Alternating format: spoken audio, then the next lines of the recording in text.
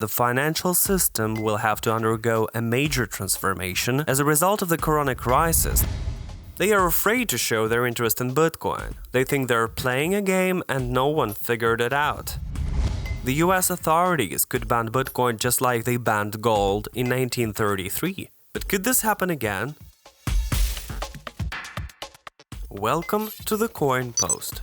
Let's figure out what's going on with Bitcoin and why it's still worth about $53,000. I don't think it's fair, and we need to do something about it. Some people got a lot of nerve, like the billionaire Ray Dalio, who is already talking about the necessity to ban Bitcoin.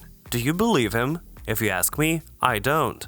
And I'm gonna give you my arguments. Be sure to subscribe to our channel because it helps Bitcoin to get to the new highs. And let's dive in. I'd like to make a few comments regarding the top news.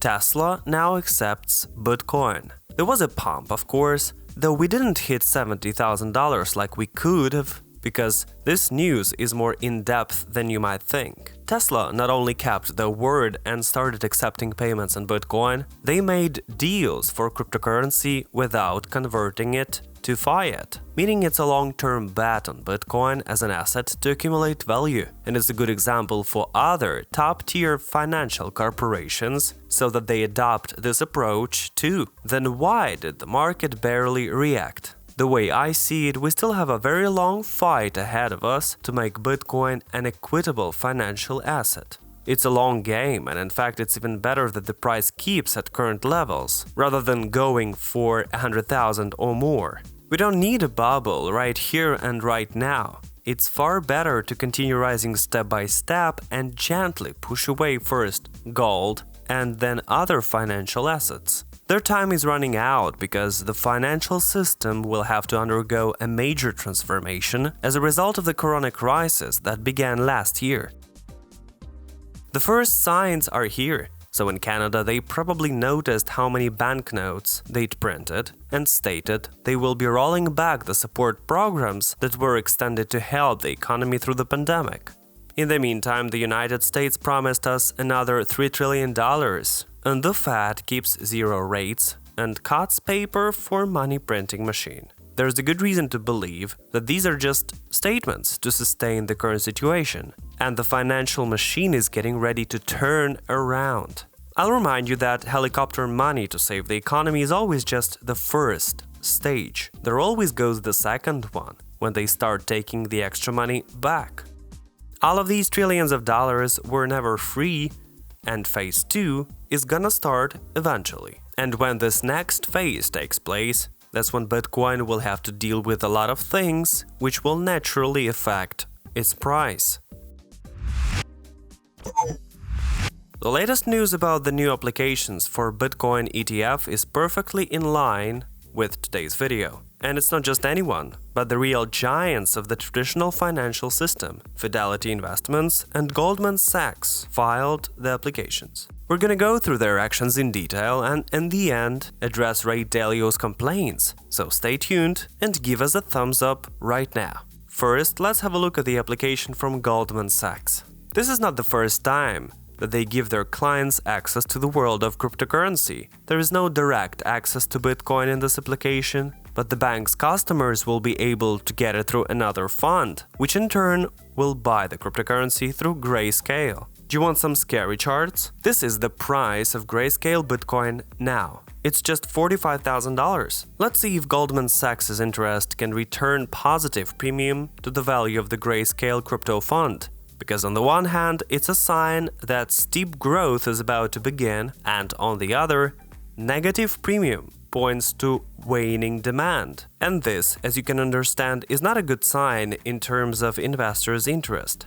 As for the application from Goldman Sachs, it's like honey is sweet, but the bee stings. They are afraid to show their interest in Bitcoin. They think they're playing a game and no one figured it out. At the same time, they are afraid to miss the opportunity and get left out at the last minute. So they are building indirect bridges. With Fidelity Investments, everything is clear and more transparent. They've been discovering the world of cryptocurrency for years now. and they've been doing it since the time when many skeptics didn't believe that Bitcoin could ever reach the price of 20,000. The obligation offers direct access to Bitcoin, which can be purchased on the traditional financial market.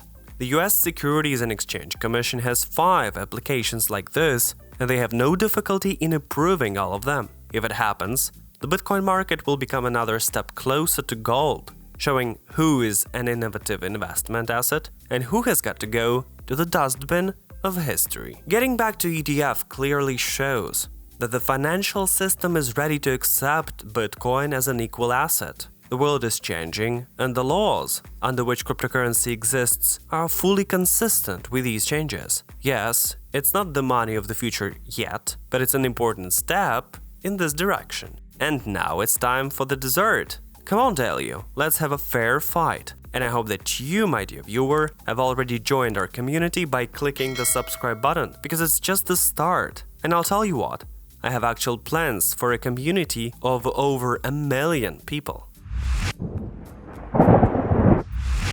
The billionaire and literally opinion leader Ray Dalio said the following: "Every country treasures its monopoly on controlling the supply and demand. They don't want other monies to be operating or competing because things can get out of control." Based on this, he concludes that the US authorities could ban Bitcoin just like they banned gold in 1933. But could this happen again? Let's figure it out together. And I'll start with the fact that in 1933 gold was not banned. It was confiscated in favor of the state in order to drastically change the financial system. But look what's happening today. If you want gold, just go buy it. I mean, they took the old one to build a new one. And in that context, it makes more sense to confiscate all dollars, to untie them from the economy once and for all. In fact, there's very little chance of seeing something like this.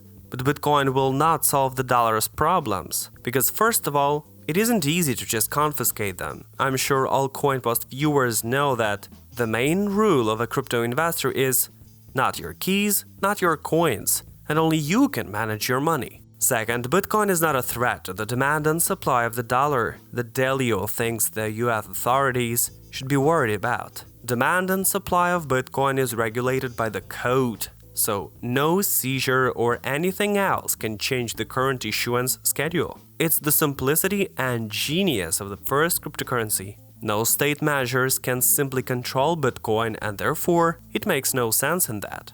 At the same time, Bitcoin is a reliable financial system that has already accumulated a huge amount of assets. And if the US authorities have a shred of common sense, they can understand that these funds can support the entire global financial system, even the dollar. It's a new kind of asset we can build another market on, and this is the future I see for Bitcoin. Well, and that's all I have. Thanks for watching. It's the CoinPost channel. Subscribe and get enlightened.